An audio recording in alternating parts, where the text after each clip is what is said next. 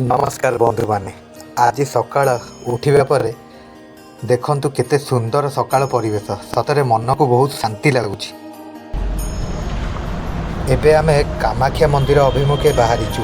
आपण माने देखि परथुबे आमे वर्तमान कामाख्या मंदिर प्रवेश द्वार पाखरे पहुंची जाइचु। मंदिर पाखे भोगराग गोटे होटेल खाया मंदिर को जीवा पूर्व आमे गोटे छोट होटेल रे जलखिया करने बसीचु। एठारे आमे पूरी और तरकारी खाइलु। खाद्यर स्वाद सतरे बहुत भल था।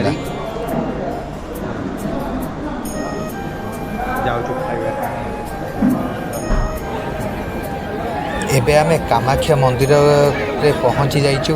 आपण माने मंदिर सुंदर परिवेश देखि परथुबे और भगवान का दर्शन करी मन को अलग शांति और खुशी अनुभूत होउछि। यह होउछि अन्न सेवा। एठारे समस्त भक्त माननकु संपूर्ण मागणा प्रसाद भोजन करा जाय।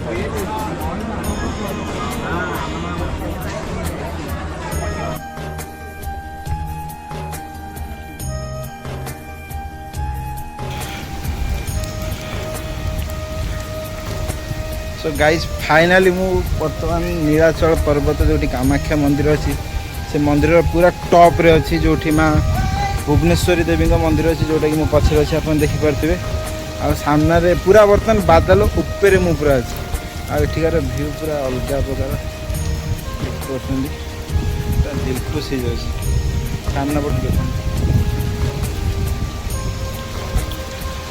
सामने पूरा ए पहाड़ पूरा अच्छी बादल पूरा देखा जाऊनी किसी तले ब्रह्मपुत्र नदी जाइए मजा लगुच।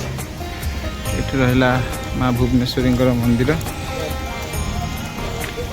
ये आनंद भाई आमर आसिले दर्शन सारी ये पूरा टॉप रे अच्छी पूरा टॉप रे अच्छी नीलाचल पर्वत। आप बर्तमान व्यू देखो एते माने बहु परिश्रम कर ऊपर आस तार रिजल्ट देख सामने रहा पूरा पहाड़ पूरा तलु आम चल बहुत तलु 4 किलोमीटर भली चल टॉप कुहुड़ी सकाशे किसी देखा जाऊनी बादल पूरा चलते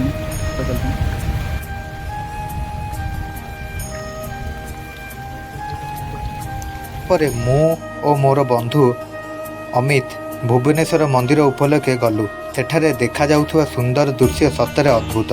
आपण माने मध्य सेही सुंदर दृश्य देखि पारुथुबे।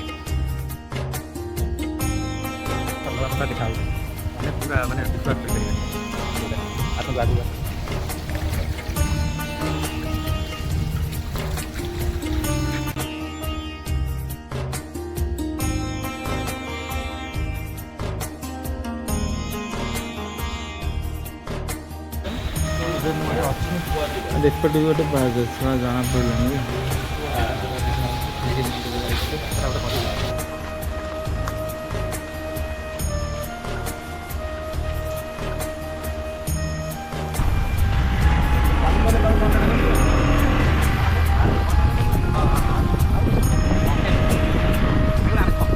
आमे घर अभिमुखे बाहरिलु। वीडियो जदि भल लगी थाए तेबे लाइक करिवे आ कमेंट करिवे शेयर करने को जमा भूलिबेनी।